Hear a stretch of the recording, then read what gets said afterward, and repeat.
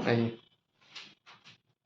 आइए आज हम लोग पढ़ते हैं औध के बारे में। किसके बारे में? औध। जो हम लोग पढ़े थे स्वतंत्र राज्य, तो बंगाल पढ़ लिए थे। उसके बाद से हम लोग क्या पढ़ेंगे? औध। देखिए, औध का जो क्षेत्र था, पश्चिम में कन्नौज से लेके पूरब में कर्मनाशा नदी तक। कहाँ तक था? पश्चिम में कन्नौज से लेके पूरब में कर्मनाशा नदी तक। और इस एरिया को बफर स्टेट कहा जाता था। Buffer state. और इसका जो संस्थापक था सादत खां। शहादत नहीं, शहादत अलग हो गया, सादत खां अलग हो गया। तो सादत खां ये क्या था? इसका संस्थापक था।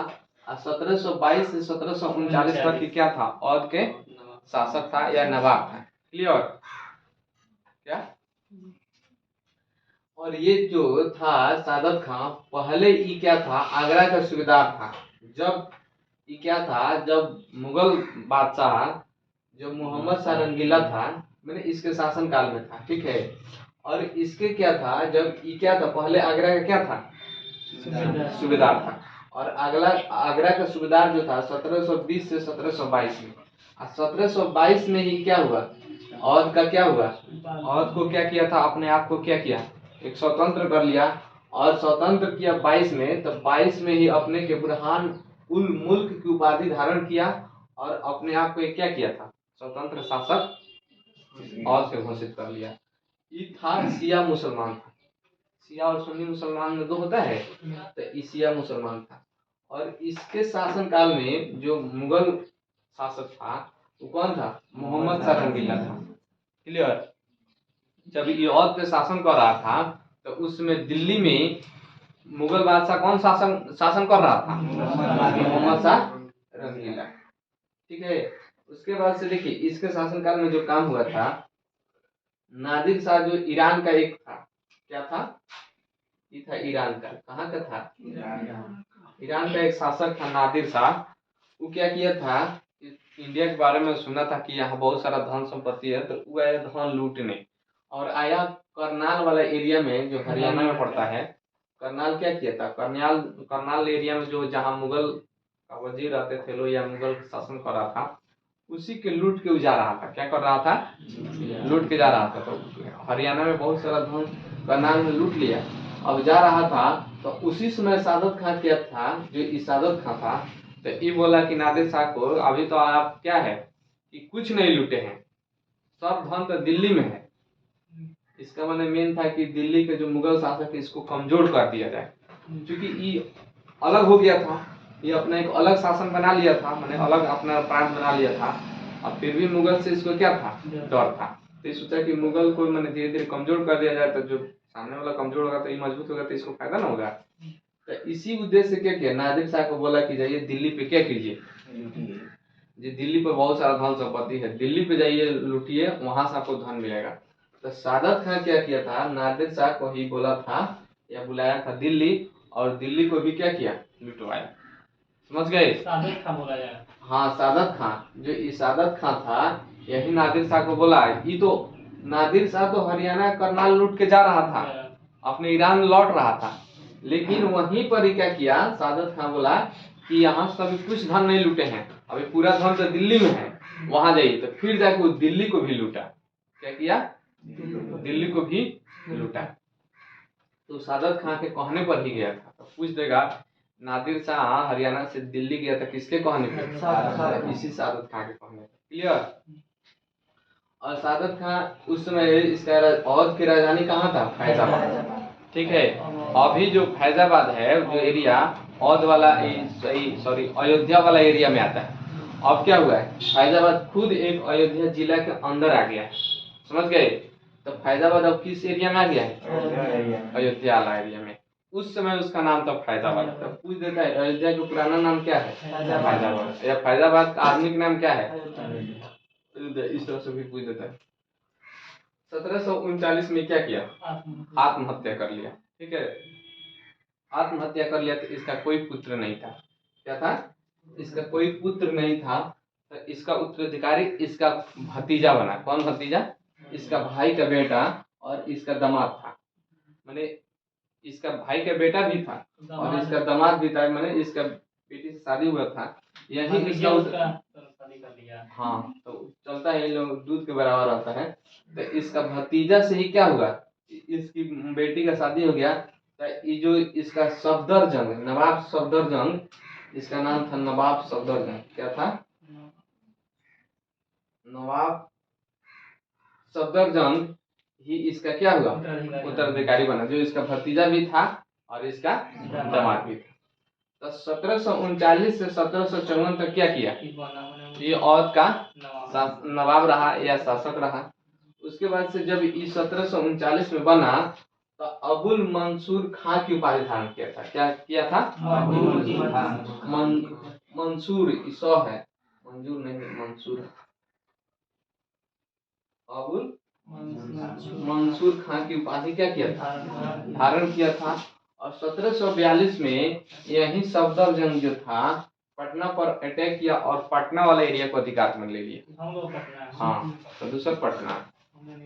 तो 1742 में क्या किया था, तो उस जगह पटना पर कौन अधिकार किया था और के कौन शासक अटैक किया था, सफदरजंग। क्योंकि बिहार से रिलेटेड है तो इसको याद रखना ज्यादा इम्पोर्टेंट है। तो सफदरजंग 1742 में क्या किया था, पटना पर अटैक किया और पटना को क्या किया, अधिकार कर लिया।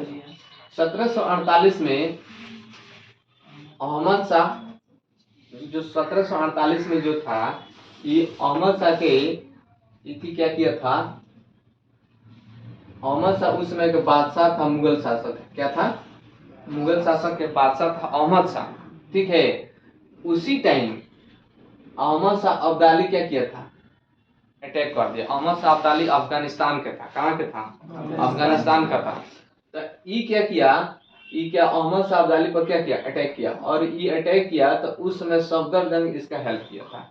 क्या किया था? तो सफदरजंग और अहमद शाह अब्दाली, सॉरी अहमद शाह मुगल शासक था, सफदरजंग दोनों मिल के लड़ा था अहमद शाह अब्दाली से, ठीक है। तो याद रखिएगा, अहमद शाह अब्दाली कहाँ का था, अफगानिस्तान का। आई तो अहमद शाह था मुगल बादशाह। आई सफदरजंग क्या था, पहले इसका ये नवाब सॉरी वजीर हुआ करता था। क्या हुआ करता था, वजीर। इस अहमद शाह का ये वजीर था, इसीलिए इसका क्या हुआ, इसके साथ लड़ा था और इसका अहमद शाह अब्दाली को क्या किया था, हरा दिया था। अब देखिए, ये जो था वजीर मैंने मंत्री, जब मंत्री होता है उसमें वजीर कहा जाता था। देखिए, सूबेदार मतलब गवर्नर, जो भी एरिया के एक गवर्नर होता है और एक गवर्नर होता है, चाहे राज्यपाल होता है, उसे सूबेदार कहा जाता था, एकता भी कहा जाता था। वजीर के मतलब होता था मंत्री। मंत्री का बहुत पावर होता था कि राजा के बाद से मंत्री का ही क्या होता है, पावर होता है। मंत्री जो चाहे वो कर देगा। राजा तो अपने महल में है, आराम कर रहा है, एक बार किसी कोई उसका भनक हुआ कि काम करना है तो कह देगा, इसे होगा तो होगा। लेकिन बाकी काम क्या होता है, मंत्री के हाथ में रहता है। तो अब एक नवाबी तहजीब चलाया था। क्या चलाया था, नवाबी तहजीब। इन लोगों का कोई एक इति था, रीति रिवाज था, ठीक है। जो नवाबी वेशभूषा था, मैंने नवाबी की तरह थी, जो क्या था, नवाबी तहजीब। तो कुछ जगह नवाबी तहजीब कौन चलाया था, यही सफदरजंग। कौन चलाया था, सफदरजंग। और 1754 में इसकी क्या होता है, मृत्यु हो जाता है। 1754 में मृत्यु हो जाने के बाद से अगला नवाब बनता है शुजाउद्दौला। शुजाउद्दौला का नाम सुने होइएगा क्या। शुजाउद्दौला जो शासक बना 1754 से 1775 तक। तो ये 1754 से 1775 तक बना और इसी के शासनकाल में प्लासी युद्ध हुआ था। इसके शासनकाल में क्या क्या इंपॉर्टेंट चीज है उसको पढ़ लेते हैं। तो 1757 में आप देखिए प्लासी का युद्ध हुआ था। तो 1754 से 75 के बीच में भी आ गया। और ये जब ये अवध का जो जिस टाइम शासक था उसी टाइम मुगल शासक था आलमगीर द्वितीय। कौन था, आलमगीर द्वितीय। तो आलमगीर द्वितीय दिल्ली का क्या था, मुगल शासक था इसके टाइम में। तो कुछ जगह आलमगीर द्वितीय किसके टाइम में, अवध के साथ, या कुछ जगह शुजाउद्दौला के टाइम में कौन शासक था, कुछ जगह सादत खान के टाइम में तो मोहम्मद शाह रंगीला, ठीक है। और इसके टाइम में सफदरजंग के टाइम में अहमद शाह था। देखिए, सफदरजंग के टाइम में अहमद शाह, सादत खां के टाइम में मोहम्मद साहब आलमगीर और सुजाउद्दौला के टाइम में आलमगीर थे। ठीक है, तो याद रखना है। और जो सुजाउद्दौला था, एक छोटा कोलकाता नामक किला बनाया था फैजाबाद में। कहाँ बनाया था? ये क्वेश्चन पूछा था केबीसी 9 में। केबीसी में मैंने कौन बने करोड़पति में, नहीं बेकार बोल दिए। केबीसी में 1 करोड़ का क्वेश्चन था। हाँ, मैंने जैसे होता है ना, शुरू में स्टार्ट होता है, अगला क्वेश्चन जाइएगा तो 1 करोड़, फिर 2 करोड़, फिर 5 करोड़, इस तरह से रहता है। तो वही छोटा कोलकाता नामक किला कौन बनवाया था? तो सुजाउद्दौला बनाया था। कहाँ बनाया था? फैजाबाद में। तो छोटा कोलकाता अभी कोलकाता नहीं है, एक किला था, समझ गए? तो इसको याद रखिएगा। अब देखिए 1761 में अहमद शाह अब्दाली और मराठा के बीच एक युद्ध होता है। किसके बीच? अहमद शाह अब्दाली और मराठा के बीच। तो ये अफगानिस्तान के था। क्या था? तो जब ये आया था मराठा पर अटैक करने, तो उस समय सुजाउद्दौला ये अहमद शाह अब्दाली का ही हेल्प किया। किसका हेल्प किया था? अहमद शाह अब्दाली का ही सुजाउद्दौला। और ये भी कर सकते हैं सुजाउद्दौला और अहमद शाह अब्दाली दोनों मिल के मराठा पर मैंने अटैक किया या मराठा को हरा दिया था। 1763 में मीर कासिम को शरण दिया था सुजाउद्दौला। मीर कासिम यही बंगाल का जो नवाब था, बताए थे। बंगाल जब पढ़ा रहे थे तो उसमें बताए थे जे प्लासी के युद्ध में मिर्जाफर राय दुर्लभ क्या हुआ था? सिराजुद्दौला को क्या किया था? धोखा दिया था। और उस समय क्या हुआ था कि मीर कासिम नहीं, मीर जाफर को क्या किया? अंग्रेज शासक बना दिया था। और 1700 क्या हुआ था? 1760 में क्या हुआ था? जो वेंसीटाट और विलियम हॉलवेल और थी मीर जाफर के बीच कुछ बात अनबन हो गया, दोनों के बीच में बात नहीं पटा, जिसके कारण मीर जाफर को हटा के मीर कासिम को बना दिया। और मीर कासिम क्या किया था? राजधानी मुंगेर ला दिया। और मुंगेर ला के क्या किया? तो खाना बनाया, सेना को ट्रेनिंग देने लगा। ये बात चल गया किसको पता? अंग्रेज वेंसीटाट को। वेंसीटाट क्या किया था? मीर कासिम पर अटैक किया। मीर कासिम वहां से भाग के अपना जान बचा के आ गया सुजाउद्दौला के पास, राइट थे।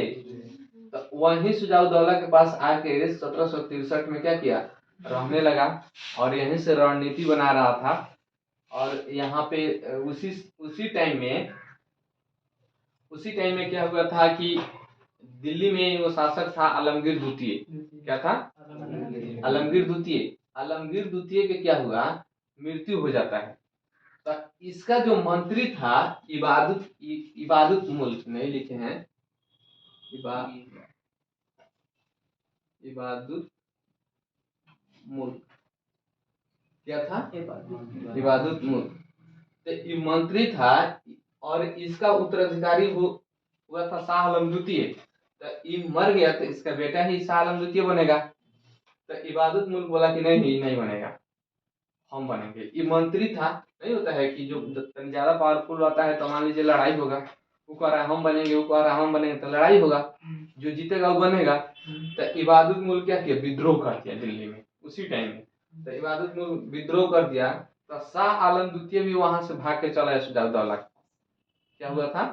शाह आलम द्वितीय जब मीर कासिम भाग के गया सुजाउद्दौला के पास, जब इसको वेंसीटाट अटैक किया था, पढ़ाए थे, तो उसको अटैक किया था, भाग के गया सुजाउद्दौला के पास। उसी टाइम में इबादत मुल्क क्या किया था? विद्रोह कर दिया था कि दिल्ली में हम शासक बनेंगे। तो शाह आलम द्वितीय क्या हुआ था? डर गया कि हम भाग जाते हैं, ये मंत्री है, नहीं तो हमको क्या करेगा? मार देगा। तू भाग के आ गया सुजाउद्दौला के पास। ठीक है, तो सुजाउद्दौला को भी सुजाउद्दौला किसको शरण दिया था? मीर कासिम को और शाह आलम द्वितीय को। इसी के टाइम में इलाहाबाद की संधि हुई थी। क्या हुई थी? इलाहाबाद की संधि कब हुई थी? 1765 में। कब, क्यों हुई थी? पढ़ाए थे क्यों हुई थी? बक्सर युद्ध के बाद 1764 में जो बक्सर युद्ध हुआ था, तो पढ़ाए थे 12 अगस्त को पहला इलाहाबाद की संधि हुई थी और 16 अगस्त को दूसरा इलाहाबाद की संधि हुई थी।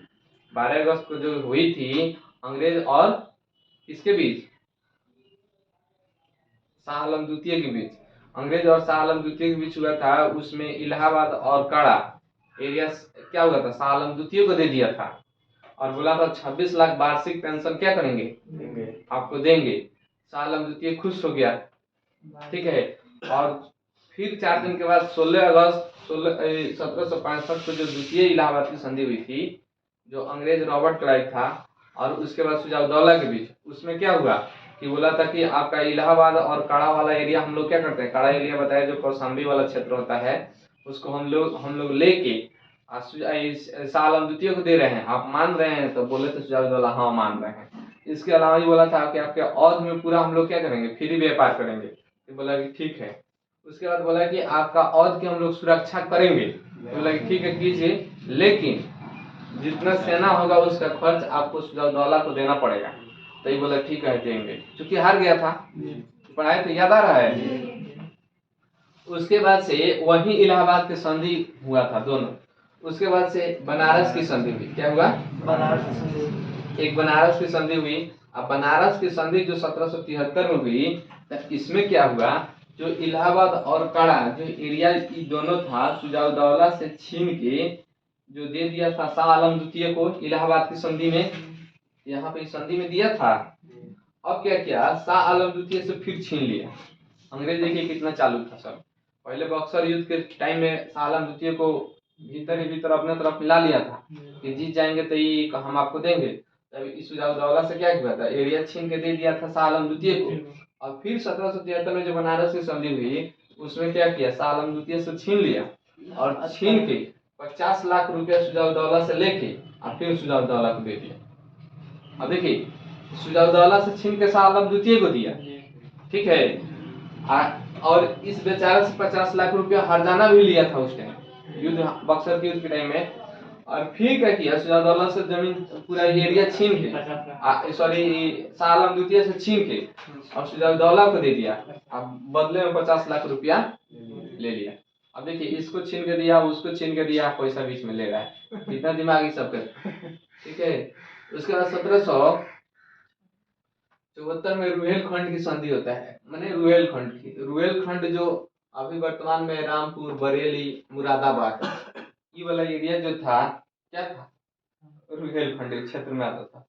इसमें क्या था, वहां के रुहेलखंड में एक जगह था रामपुर कटरा। रामपुर कटरा में एक वहां के लोकल शासक था हाफिज रहमत खान। क्या था? हाफिज रहमत खान। तो बोला रामपुर कटरा वो एरिया को बोला कि हम शासन करेंगे, यहाँ किसी को शासन नहीं करेंगे। सुजाउद्दौला बोला वो इतना हिम्मत हो गया कि क्या किया, अपना सेना वना लेके पहुंच गया और वहां पे गया, हाफिज रहमत खान को क्या किया, हरा दिया और इसकी हत्या कर दिया। और ये क्या किया, रुहेलखंड पर पूरा अधिकार कर लिया। उसके बाद से 1775 में क्या हुआ, सुजाउद्दौला की मृत्यु हो जाती है। उसके बाद से आया नेक्स्ट शासक आसफ उद्दौला। कौन आया? आसफ उद्दौला। आसफ उद्दौला आया। तो देखिए आसफ उद्दौला जो 1775 से 1797 तक रहा। उसके बाद से इसकी राजधानी क्या किया, अभी तक राजधानी था फैजाबाद। कहाँ था? फैजाबाद। अब ये राजधानी को क्या किया, लखनऊ ला दिया। तब पूछ देगा अभी जो यूपी का जो राजधानी है कहाँ है, लखनऊ है। यूपी लगभग औध वाला ही एरिया होता है। तो ये क्या हुआ था, लखनऊ में ला दिया। उसके बाद से क्या हुआ, इसी आसफ उद्दौला में फैजाबाद की एक संधि हुई। क्या हुई? फैजाबाद की संधि। फैजाबाद की संधि में अंग्रेज की तरफ से वारेन हेस्टिंग्स और आसफ उद्दौला इधर से औध की तरफ से था। तो इसमें क्या हुआ था, बनारस पर अधिकार कर लिया। इस संधि में क्या हुआ, अंग्रेज सब बनारस पर अधिकार कर लिया। बोला कि अब बनारस हम लोगों का हो गया। औध में जितना महिला सब है और महिला की जो संपत्ति है उसकी सुरक्षा की गारंटी हम लेते हैं, लेकिन बनारस पर क्या करेंगे, अधिकार करेंगे। और महिला की संपत्ति कहाँ रहता है, सोना चांदी, ठीक है। तो वो अपने अपने इतना न बांध के अंदर रखती है कि अंग्रेज की सुरक्षा होने की जरूरत ही नहीं, ठीक है। अब उसके बाद से क्या हुआ, देखिए ये जो आसफ उद्दौला है, यही बड़ा इमाम की क्या किया था, निर्माण कराया था। बड़ा इमाम जानते हैं? बड़ा इमाम लखनऊ में एक है, भूल भुलैया का नाम सुने होंगे। कहीं ना बड़ा इमाम के नाम नहीं सुने हैं, तो उसी का एक दूसरा नाम है भूल भुलैया। भूल भुलैया इसलिए कहा जाता है कि वो जो घर इस तरह से बनाया है कि किस रूम में घुसिएगा किस रूम में निकलिएगा आपको था पता नहीं चलेगा। उसमें अगर कोई एक बार घुस गया तो उसी में घूमते रह जाएगा, दिन भर नहीं निकलेगा। अगर अच्छा सा आइडिया ना है, वैसा घर बनाया। खाना पीना उसमें मिलेगा? खाना पीना अब पता नहीं मिलेगा कि नहीं। वहां पर जो जो गार्ड रहता है सब, उस सबको सब पता है रहते रहते, लेकिन नया नया कोई अगर जाता है ना, तो एक रूम में से घुसेगा तो दूसरा रूम में निकल जाएगा, फिर उसमें घुसेगा, उसमें आपको था पता नहीं चलेगा। कहा गया है कि मैंने वहां पर इसको आसफउद्दौला बनवाया था कि बहुत सारे लोग कहते हैं कि अंग्रेज, और वहां पर एक खासियत यह है कि एक रूम में बोलिएगा तो सब रूम में सुनाई देगा। ठीक है, अगर कोई एंट्री कर रहा है, थोड़ा सा धमक हुआ, ये अंग्रेज क्या करता था, अटैक करता था, तो अंग्रेज के धमक पाते ही इधर से उधर निकल जाता था, अंग्रेज को पता नहीं चलता था, इसलिए बनाया था। और एक और भी बताया गया है कि जो मुहर्रम होता है, मुहर्रम पर क्या करना है, मिलन समारोह करने के लिए वो बनाया था, मैंने उसका ये उद्देश्य था। और इसका खासियत है बड़ा इमाम का कि पिल्लड़ पे नहीं है, उसमें एक भी पिल्लड़ नहीं है, बिना पिल्लड़ का बना है। अब वो कैसे बना है, अब जाके देखने पर पता चलेगा। हम तो नहीं गए हैं, आप लोग गए होइएगा। ठीक है, उसमें कोई स्तंभ नहीं है, मैंने पिल्लर नहीं है। ठीक है, और बड़ा इमाम है और बहुत बड़ा घर है। आप लोग जाइएगा लखनऊ में तो एक बार क्या कीजिएगा, जाके देखिएगा। लखनऊ में क्या है, भुला जाएंगे बताओ। भुला नहीं जाएगा, वहाँ पर आदमी रहता है, निकाल देगा सब। ठीक है, और लखनऊ का नवाब जो होता है ना, नवाब कबाब वहाँ के फेमस है। हाँ, नवाबों का शहर क्या है, लखनऊ। तो वहां पे क्या है, लखनऊ में नवाब और कबाब, कबाब कहते हैं, समझ ही रहे हैं, देखो करते हैं ना कबाब। वो क्या होता है, वहाँ के कबाब बहुत फेमस है, वहाँ कबाब बहुत अच्छा खाने टेस्टी बनता है। तो जाइएगा तो लखनऊ में कबाब क्या कीजिएगा, आके चेक कीजिएगा। और वहाँ के कबाब जो है, घुली कबाब और टूटी कबाब। कौन कबाब, यहाँ पे नहीं लिखे हैं, या तो यहाँ लिख देते हैं। क्या मिलाया रहता है, घुली या टूटी। अब घुली कबाब क्या है, घुली कबाब और टूटी कबाब। टूटी कबाब ये है कि एक आदमी था, उसका एक हाथ टूट गया था। क्या था, एक हाथ टूट गया था। अब एक हाथ टूट गया था, एक हाथ से इतना टेस्टी कबाब बनाता था कि उसके कबाबे के नाम रख दिए लो टूटी कबाब। ठीक है, और घुली कबाब ये है, जो वाजिद अली शाह था ना, तो वाजिद अली शाह था तो उसका दांत सब झड़ गया था। क्या था, दांत सब झड़ गया था। तो वो बोला कि इतना उसको घुला दो कि मुंह में जाते जाते वो घुल जाए। ठीक है, लेकिन उसको नवाब है तो भाई तो टेस्ट से उसको तो मन करेगा, टेस्ट तो करबे करेगा। तो इसीलिए वो घुल्ली कबाब बनवाता था। तो घुल्ली कबाब धीरे धीरे और लोग भी खाने लगे। अब नवाब खाएगा तो बाकी तो लोग के मन में समझिए रहे हैं कि बाप रे नवाब। देखिए पटना में एक बार हम लोग जब रहते थे तो आमिर खान आया था। ठीक है, तो एगो ठेला वाला के पास एगो लिट्टी खा लिया। अब उस थाली में खाने के लिए लोग एगो लिट्टी 500 रुपया देते थे। उस थाली में, जिस थाली में वो खाया था, तो उसी थाली में खाया। ठीक है, तो हीरो स्टार है भाई, समझ रहे हैं बात को। एक बार नरेंद्र मोदी का खाना ठीक है, लेकिन उसी थाली में। हाँ, तो जाके घरे पाएगा कि आमिर खान जिस थाली में खाया था उस थाली में खाए थे। समझ रहे हैं बात को, समझिए। नरेंद्र मोदी तब क्या करता है, नरेंद्र मोदी वाला जो वो कोट था, एगो शॉर्ट था, वो 300 करोड़ में कितने करोड़ में बिकाया था। तो बोला था एक बार क्या वो पहना है, तो बोला है कि उस पर बोली लग रहा था, एगो बिजनेसमैन खाता था, तो नरेंद्र मोदी पहना है तो हम पहने हैं। ठीक है, आप लोग भी खरीदिएगा। चलिए, उसके बाद से ये भूल भुलैया तो जान गए, बड़ा इमाम लखनऊ में है। और इसको बनवाया था कौन,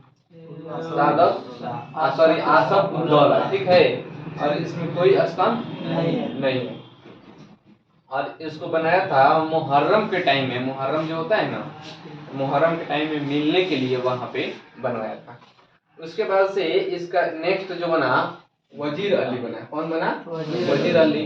और 1797 से 98 में रहा, अभी 1 साल ही रहा। तो तब तक इसका चाचा सआदत अली खान। कौन? सआदत देखिए वहां पे सादत है, जी यहाँ पे सआदत है। सआदत अली खान इसका क्या किया? हत्या करा दिया। क्या करा दिया? वजीर अली का हाँ, वजीर अली का चाचा था सआदत अली खान। अब ये क्या किया था? इसको हत्या करा दिया। और उसके बाद से क्या हुआ? ये शासक बन गया।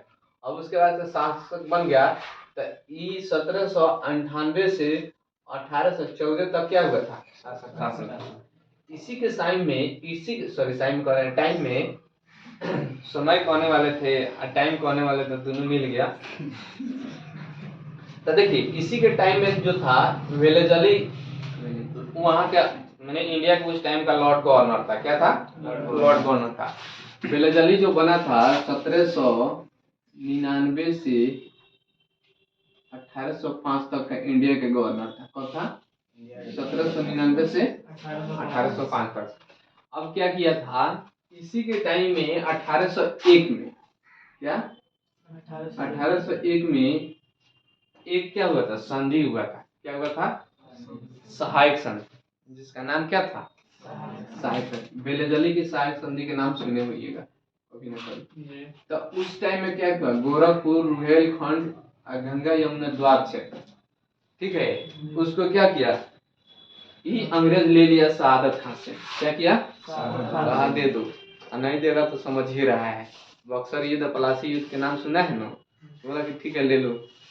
बक्सर युद्ध में तो क्या हुआ था? अंग्रेज जीत गया था, तीनों शासकों को हरा दिया था। पलासी के युद्ध में भी हरा दिया था। तो उस समय तक अंग्रेज बहुत क्या था? मजबूत हो गया था। तो उसी समय गोरखपुर, रुहेलखंड और गंगा यमुना द्वार क्षेत्र क्या हुआ था? वेलेजली सहायक संधि के थ्रू सआदत खान से क्या किया था? ले लिया। उसके बाद से नवाब जो बना था गाजीउद्दीन बना 1814 से 27 तक, खाली नाम याद रख लेना है। उसके बाद नसरुद्दीन बना 1827 से 37 तक। उसके बाद से मोहम्मद अली शाह बना 37 से 40 तक, यानी 1837 से 1840 नहीं 42। क्या है? 42 तक। उसके बाद से अहमद अली खां बना 1742 से 1747 सॉरी 1842 से 1847 तक। उसके बाद से जो लास्ट नवाब बना वाजिद अली शाह या वाजिद अली खान, ठीक है, ये 1847 से 1856 तक जो बना, कौन था? वाजिद अली शाह। इसके टाइम काल में जो गवर्नर था लॉर्ड डलहौजी था। लॉर्ड डलहौजी हड़प नीति लाया। कौन नीति लाया? हड़प नीति। और हड़प नीति के माध्यम से पूरा अवध को क्या किया? 1856 में पूरा अवध क्षेत्र को क्या किया? हड़प लिया। हड़प तो समझ करते हैं, जिस तरह से अभी हड़प है उसी तरह से वही हड़प था। और उसके बाद भी क्या किया? इसको वाजिद अली शाह को पकड़ के कलकत्ता निष्कासित कर दिया कि जाओ कलकत्ता ही रहना। उसके बाद से इसकी वाजिद अली जो शाह था, इसकी 365 पत्नी थी। कितनी पत्नी थी? 365। ये दुगो ना वाइफ, पत्नी नहीं समझते हैं? 365 दिन के एक साल होता है। 365 पत्नी थी। 365 में 365वीं नंबर की जीत थी, मैंने लास्ट जो थी, जैसे दो होता है तो सेकंड वाला एक फर्स्ट वाला, उसी तरह से लास्ट वाला 365वीं नंबर की थी बेगम हजरत महल। कौन थी? नाम याद रखिएगा, 365 लोग का नाम याद रखिएगा, ठीक है।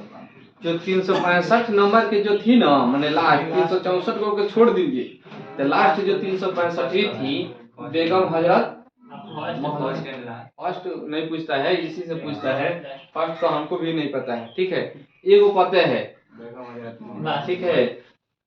उसके पत्नी से आपको क्या करना है? यहाँ पर बेगम हजरत महल जो क्या थी, इसकी लास्ट पत्नी थी।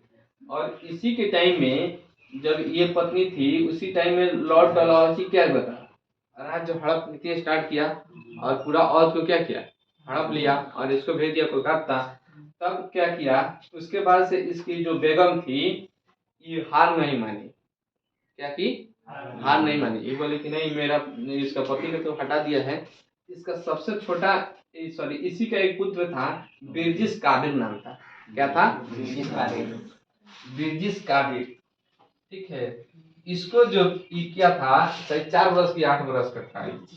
ठीक है, इसको क्या किया, गद्दी नहीं 2 वर्ष का था, इसको गद्दी पर बैठा दिया। 2 वर्ष का था। हाँ, समय नहीं याद है, छोड़ दीजिए। मतलब बहुत छोटा था, इसको क्या की गद्दी पर बैठा दी। और गद्दी पर बैठा के मैंने होता है ना, सिंहासन बैठा दी कि अब इसका पति नहीं है तो यही शासन करेगा, लेकिन हम लोग हटेंगे नहीं, होता है ना। तो बिरजिस कादिर को क्या की, गद्दी पर बैठा दी। वाजिद अली के साथ ही कलकत्ता नहीं गए ना यही पर थी, उसको पकड़ के लेकर चल गया था। ठीक है, और इसको तो बाद में इसको पता चला तो ये बोली कि नहीं, सिंहासन पर क्या है, मेरा बेटा रहेगा। ठीक है, तो ये नाम मात्र का था, छोटा बच्चा था, इसको तो कुछ था पता नहीं था, लेकिन नाम मात्र का था। और बेगम हजरत महल भी कुछ क्या करती थी उसमें, मैंने शासन चलाती थी, जहां तक लोग बात मानता था। और मान लीजिए मेन रूप से तो अंग्रेज था, नाम मात्र का इसको बैठाई थी। कुछ ना होता है, अपना मन से जीत कर देता है आदमी, तो उसी के तो डीपली कभी पूछेगा, खूब डीपली, तो बिरजिस कादिर दीजिएगा, और नहीं तो वाजिद अली शाही खां। वाजिद अली खां ही क्या है, नवाब का मैंने अंतिम नवाब। तो देखिए आपको पूछ देगा और उसका अंतिम नवाब, तो आपको मारना है कौन, वाजिद अली खां। ठीक है, लेकिन अगर ये ऑप्शन में नहीं होगा तो बिरजिस कादिर मारिएगा, दोनों ऑप्शन एक साथ नहीं मिलेगा। क्लियर? तो अब देखिए ये होगा ना, तो ये बहुत डीप पूछेगा तो, नहीं तो वाजिद अली खां से ही, लुसेंट में भी यही मिलता है। नवाब का अंतिम शासक कौन था, वाजिद अली। तो इसकी वाइफ कौन थी, बेगम हजरत महल। ठीक है, और अगर ये नहीं है तो बिरजिस कादिर। हिस्ट्री में रिकॉर्ड सर उसी का होगा ना, किसका? 365 पत्नी का वो। हाँ, बेगम हजरत महल। दूसरा कोई कहा हो? नहीं, बेगम इसका पत्नी के बस इतना ही याद रखिए, बेगम हजरत महल, पुत्र था बिरजिस कादिर, अंतिम नवाब था वाजिद अली। हाँ, ठीक है, इसी के साथ जय हिंद, जय भारत।